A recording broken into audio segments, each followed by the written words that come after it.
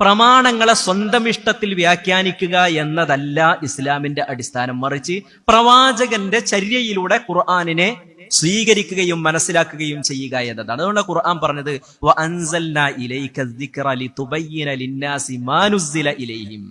ജനങ്ങൾക്ക് അവർക്ക് അവതരിപ്പിക്കപ്പെട്ടത് നീ അവർക്ക് വിശദീകരിച്ചു കൊടുക്കാൻ എന്ന. നോക്ക് നിങ്ങൾ, അവർക്ക് അവതരിപ്പിക്കപ്പെട്ടത് നീ അവർക്ക് വിശദീകരിച്ചു കൊടുക്കാൻ എന്ന് പറയുമ്പോൾ അവർക്ക് അവതരിപ്പിക്കപ്പെട്ടത് നീ അവർക്ക് ഓതിക്കൊടുക്കാൻ എന്നല്ലല്ലോ ഖുർആൻ പറഞ്ഞത്.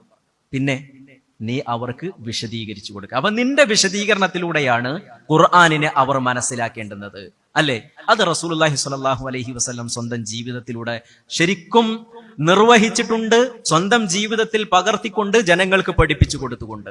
ഇത് ഇസ്ലാമിന്റെ മാത്രം ഒരു പ്രത്യേകതയായിട്ട്, അഥവാ എല്ലാ പ്രവാചകന്മാരും നിർവഹിച്ചിട്ടുണ്ട്, അതിന്റെ നിലനിൽപ്പ് എന്നത് ഇസ്ലാമിന്റെ മാത്രം ഒരു പ്രത്യേകതയാണ്.